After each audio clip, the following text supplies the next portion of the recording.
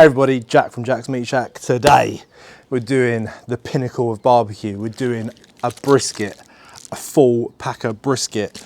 Now, Stoddard's Beef have kindly provided this brisket and it's been specially trimmed for barbecue. So normally when they do their briskets, they trim off all the fat, so they're not really lean. But what they've done is they've listened to the barbecue community and said, we'll leave on all that amazing fat that you need to help keep brisket moist when you smoke it. So Stoddard's Beef, amazing beef, available from Longcroft and Old in Smithfield Market. If you don't know about Smithfield Market, go down there, it's amazing. You get some absolute bargains and the guys really do know about their meat. Go to Longcroft and Old, speak to Stevie and get yourself one of these.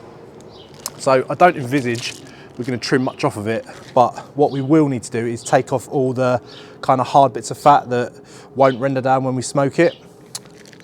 So in a minute we'll open it up, we'll trim off all the hard pieces of fat and then we'll prepare it. To be honest, it's going to be really simple. We've got this amazing salt and peppery from Cornish sea salt, which basically is just a mix of salt and pepper, but it's all different peppers. So you've got, spin it round, we've got cracked black pepper, we've got red pepper, we've got cracked green pepper, and we've got a little bit of pimento, so a nice little bit of heat in there. All the good things to help build an amazing crust on our brisket. So let's get it open, check it out, and I'll show you how we prepare it.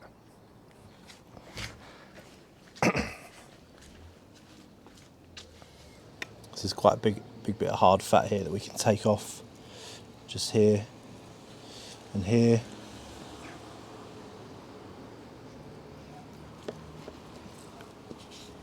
And obviously we'll keep all this to render down, make some nice beef tallow. So what this section is here is where they've taken it off the beef ribs. So you can see that's where the ribs would have been.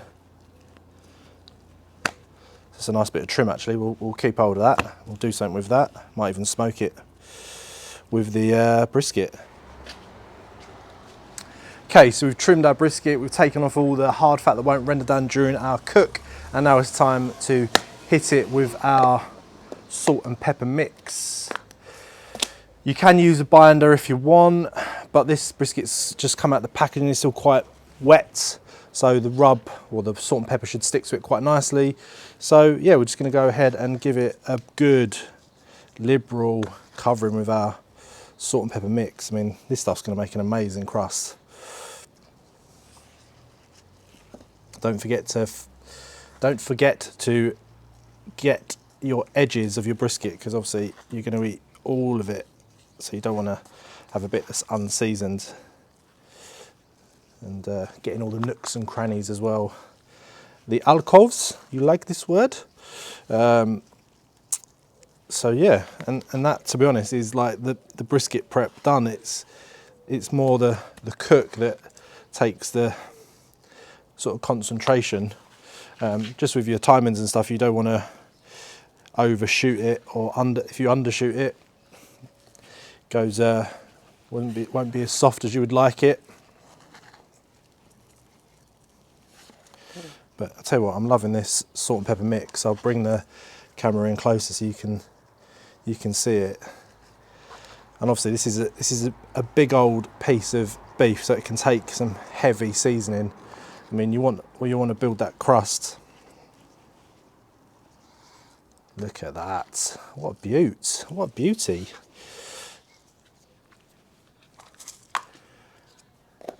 There we go. And what we're going to do now is just let this hang out on the board for 5 or 10 minutes, just so that salt and pepper starts to adhere to the skin, and then we're going to get it in the Masterbuilt 1050. I've done something a little bit different today. I've not actually tried this before, but I've got some post maple from Pro Smoke. They sent me it a little while ago and I've not had a chance to use it. So what I've done is put like a bed of charcoal in the 1050, got the grill to temperature, 135 degrees Celsius, and then just dropped in the post oak. So I'll show you that in a minute.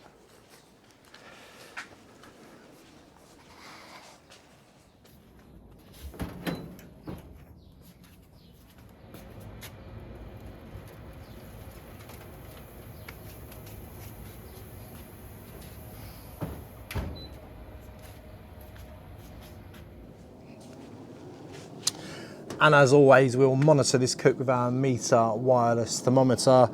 Just literally place the probe into your brisket, use the app, set the doneness temperature, and that's it. The app does the rest, sends a little alert to your phone when it's nearly ready.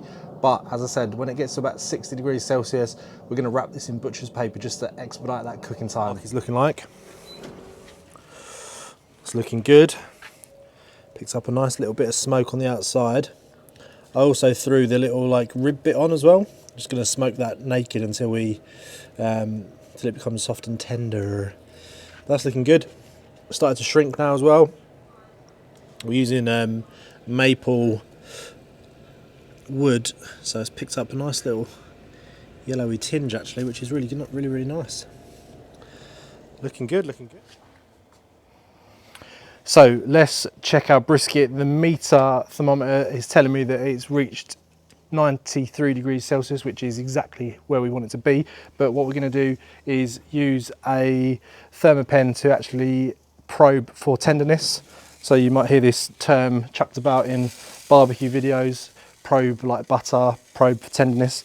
What that basically means is we want very little resistance when we put our thermometer in, which is exactly what we're getting. There we go. Lovely. So I just checked on our brisket and it is looking ace. The bark is immense. It's like a brown purpley colour. That salt and pepper mix has really made an amazing bark. I did say at the beginning of the video that I was going to wrap it when it hit 60 degrees, but when I checked on it, the bark hadn't formed quite as nice as I would have liked. So I basically just let it go unwrapped. We've now achieved that magic number of the high 90s. The meter basically alerted me when it was 93 degrees Celsius, but I used the thermopen just to double check to probe the points to make sure that was cooked as well, which it is. So what we're going to do now is get it off. We're going to wrap it in some butcher's paper because it needs time to relax basically. We're not going to hack into this straight away. It needs time to relax, come down to almost to like roomish temperature. You want your meat not steaming hot when you cut into it. So what we're going to do is wrap it in some butcher's paper. We're going to put it into the Yeti to let it relax slowly, and then in about 2 or 3 hours we're going to slice into it and see how we've done.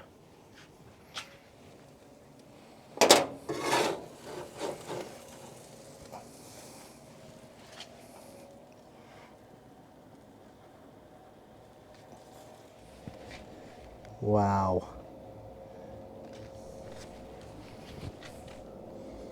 The smell coming off this is insane. So beefy, so beefy.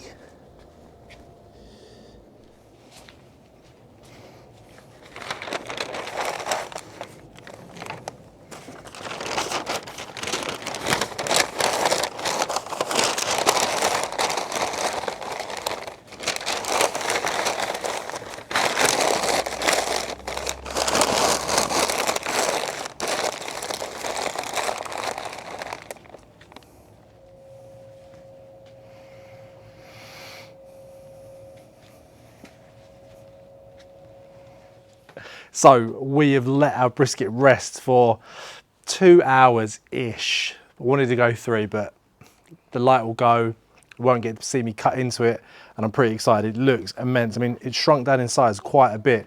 So all we're gonna do now is slice it straight down the middle between the 2 muscles. So you've got the flat, which is your like thin sort of pencil? No, that's not the right terminology. The thin slices you see in sandwiches, things like that. And the point is the fattier piece that you normally get the brisket burnt ends made out of or into, if that makes sense. So flat, point, we'll go straight down the middle with our Starrett butcher's knife and see how we've done. So let's go. Oh, I mean, that is literally slicing like butter. Here we go. Oh yeah. I mean, look at that. Look at the smoke ring on that. Boom.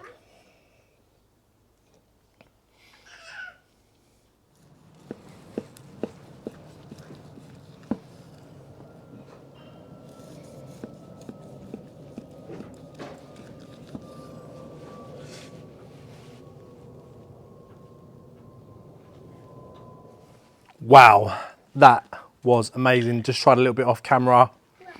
Amazing bark, peppery, salty. The smoke on it is insane. That post maple we use, so basically set a little bed of charcoal in the masterbuilt 1050 and then just used post maple.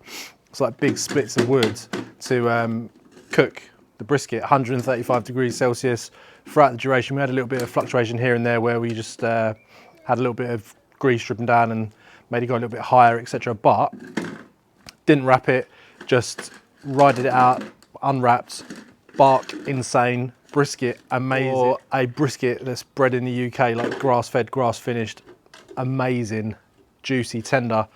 I mean, I've cut it fairly thick, but that is, look at that, it's like pull apart, soft. Oh, yeah.